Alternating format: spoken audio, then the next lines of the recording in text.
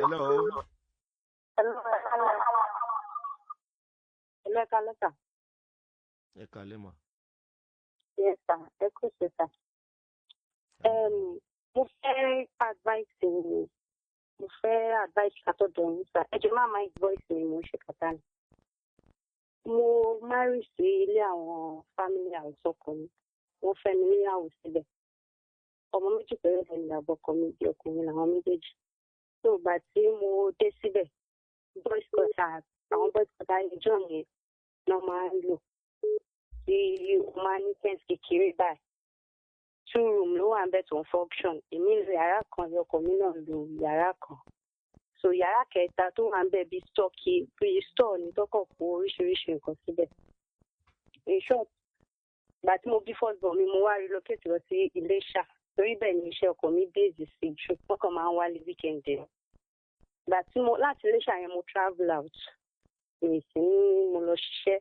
So àjọmọ̀ mi àtọkọ mi náà dẹ̀ ní bọ̀. Ìgbà tí mo fẹ́ padà wálé, ọkọ mi ní a ní sáìtì kan lọ́nà bìkan tó jìnnà gan-an, igbó dẹ̀ wà ń bẹ̀. Ṣé mo wà audible, sir?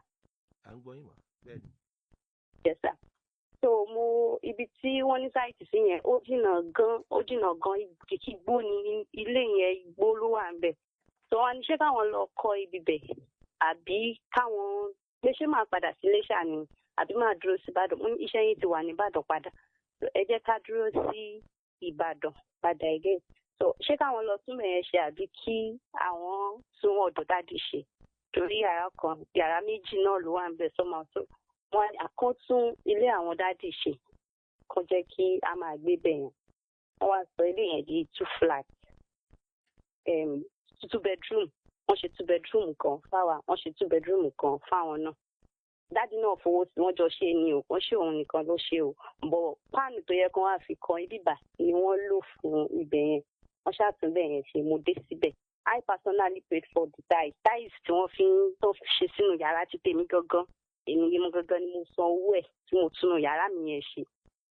Káṣá máa fọ̀rọ̀ lọ jìnnàjìnnà létà. Gbogbo nǹkan rí bákan ó pẹ́ díẹ̀. Mo lò bí ọdún kan àti ọdún mélòó. Torí mo tún kọ́ ṣọ́ọ̀bù síwájú ilé dádì náà. Àwọn náà ni wọ́n sọ, mo ní mo fẹ́ gba ṣọ́ọ̀bù síta. Wọ́n ní ṣèbílẹ̀ pọ̀. Ìyọkọ̀ mi dẹ́ ni. Though step mother ni. But wọ́n ṣáà ní kí n kọ́ ṣọ́ọ̀bù síta. Ṣèbílẹ̀ wà kíní kan. Mo kọ́ ṣọ́ọ̀bù yẹn fún ara mi síwájú ta.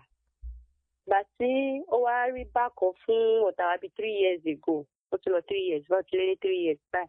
Ọkọ mi lóun fẹ́ kúrò nílé dádì àwọn. Bọ́n fẹ́ lọ kó sí, òun fẹ́ kó wá sí inú igbó tá a wà ń sìn. Tó ti di Ọlọ́run tó bá wa sọ ti lé díẹ̀díẹ̀. So wọ́n á ní mi ò lọ